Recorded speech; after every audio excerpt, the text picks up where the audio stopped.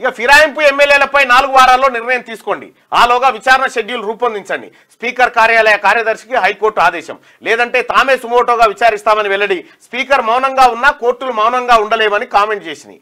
మరి ఏం జరుగుతుంది ఇప్పుడు? ఏంది అనర్హత వేటు 4 ఎమ్మెల్యేల మీద వేసినట్టు.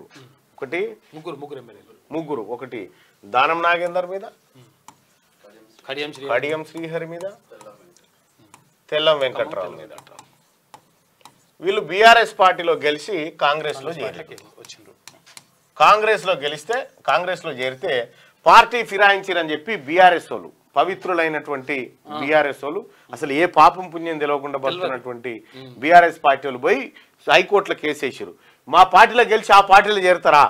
ఇది ఎంత అన్యాయం, ఎంత దుర్మార్గం అంటారు. ఇక గత చరిత్రకి ఏం పోకురి, కేసీఆర్ ఆయన పరిపాలన అటేం పోకురి. కానీ ఇప్పుడు వాట్ నెక్స్ట్ అని అంటే హైకోర్టు ఏం చెప్పిందంటే స్పీకర్కు కొన్ని నిర్ణయాధికారాలు ఉంటాయి. ఏంటంటే స్పీకర్ను కోర్టు ఆదేశించలేదు. ఏమని?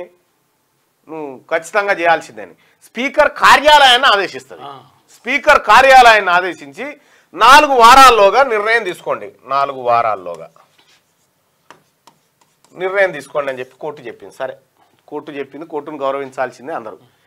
మరి ఏమవుతుందా అంటే స్పీకర్ గారు, నాకు వీళ్ళు పార్టీ ఫిరాయింపులకు గల కారణాలు స్పష్టత రాలేదు, ఇంకా నేను తెలుసుకోవాల్సి ఉంది అన్నాడు అనుకో, వచ్చిందే ముచ్చట, చేసేది ఏం లేదు.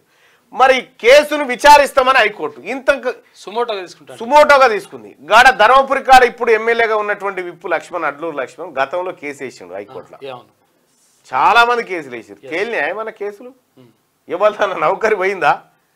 చిన్నవనేని రమేష్ బాబు జర్మనీ పౌరసత్వం ఉందని చెప్పి కేసు వేస్తే ఆది శ్రీనివాస్ పోయిందా ఆయన నౌకరి? ఏమన్నా ఏం అయ్యేది లేదు, పోయేది లేదు. కేటీ రామారావు ఏమంటున్నంటే వీళ్ళ సభ్యత్వాలు రద్దు అవుతున్నాయి, ఉప ఎన్నికలు రాబోతున్నాయి అని చెప్తుండు. ఉప ఎన్నికలు లేవు, నోటపీస్ లేదు, ఏమీ రావు, వచ్చే పరిస్థితి కూడా కనిపిస్తలేదు నా అంచనా ప్రకారం. అయితే ఇక కోర్టు 4 వారాల తర్వాత సుమోటోగా తీసుకొని ఏం చెప్తుంది అనేది ఇక 4 వారాల తర్వాత మాట్లాడుకుందాం. దీని గురించి కంగారు పడి హైరానా బీపీలు పెంచుకోవాల్సిన పని అయితే ఏమీ లేదు రాజకీయ వాతావరణంలో. ఆనాడు ఇలాగే స్పందిస్తే బాగుండేది. బీఆర్ఎస్ లో కాంగ్రెస్ ఎల్పీ విలీనం అయ్యేది కాదు. హైకోర్టు తీర్పుపై అద్దంకి దయాకర్ కోర్టు తీర్పును స్వాగతిస్తున్నామని వెల్లడించాడు. అయితే గమ్మత్ ఏంటంటే ఇప్పుడు అద్దంకి దయాకర్ గతంలో కేసీఆర్ ఏ పార్టీని చేర్చుకోలేదా, సిపిఎం పార్టీని కూడా విలీనం చేసిండు. సూది దప్పడం అని దాన్ని కూడా విలీనం చేసిండు. కాంగ్రెస్ పార్టీని విలీనం చేసుకుండు, టీడీపీని విలీనం చేసుకుండు. 1000 గొడ్లు తిన్న రాబందు అట నిరాహార దీక్షకు దిగిందట. గట్టుంది కేసీఆర్ కథ. మంచి ఫ్యామిలీ ప్యాక్ బిర్యానీ తిని నిరాహార దీక్షకు దిగుతా ఉన్నాడు, అన్యాయాన్ని ఎదిరిస్తాను. ఇది వెలుగు దినపత్రిక. ఇక ఒకసారి ఆంధ్రజ్యోతి చూద్దాం. ఏమైంది? సివి ఆనంద్ అవునా? సైనం కదా, ఫోన్ ట్యాపింగ్ చేపడతాడు. రైట్. సైబర్ దందాకు బ్యాంకర్ల అండ. ఇక సైబర్ కేటుగాళ్లు అడ్డగోలుగా ఖాతాలు తెరిచేలా కొందరు సహకారం అంట. ఆ ఖాతాలతో 100 కోట్ల రూపాయల అక్రమ లావాదేవీలు. వాటిపై పోలీసు ప్రజలు కూడా ఒకసారి ఒక చిన్న పోల్ పెట్టుకుందాము ఈ దీనిపైన. ఈ BRS party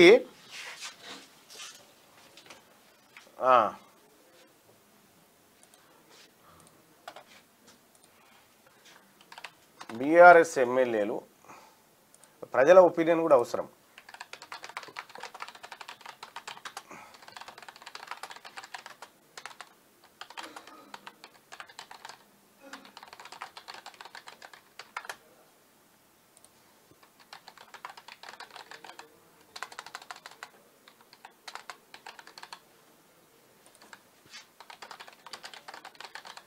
right. BRS party ఎమ్మెల్యేలు కాంగ్రెస్ పార్టీలో చేరడాన్ని మీరు సమర్థిస్తున్నారా, వ్యతిరేకిస్తున్నారా?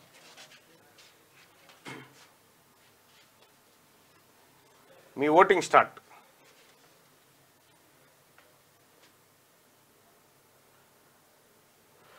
నూట 200 మంది ఓటింగ్లో పాల్గొనండి దయచేసి.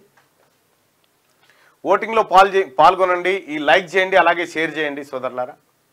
రేపు రజక సోదరులు ఎవరైతే ఉన్నారో, రజక సోదరుడు, ప్రతి రజక సోదరుడు తెలంగాణ రాష్ట్రంలో ఉన్నటువంటి 8 లక్షల పైచిలకు రజక సోదరులు ఎవరైతే ఉన్నారో, అది కేసీఆర్ లెక్కల ప్రకారం, మమ్మల్ని ఇంత తక్కువ చేస్తామో మళ్ళీ అనేది కాదు, కేసీఆర్ లెక్కలు మొత్తం అంతా అయిపోయాక ఈ సమగ్ర కుటుంబ సర్వే లెక్కలేంటి, దాని కథ ఏంది మళ్ళీ మాట్లాడుకుందాం. కానీ మేరా దర్జీ కమ్యూనిటీ ప్రతి ఒక్కటి మాట్లాడతా భాయ్ సాబ్, ప్రతి ఒక్కటి మాట్లాడతా. రైట్. క్యూ న్యూస్ ఛానల్లో పనిచేయటకు అనుభవం గల సీనియర్ వీడియో ఎడిటర్స్ కావాలను సంప్రదించవలసిన నెంబర్ 8688926084. qnewsads@gmail.com ను సంప్రదించండి. లైక్ చేయండి.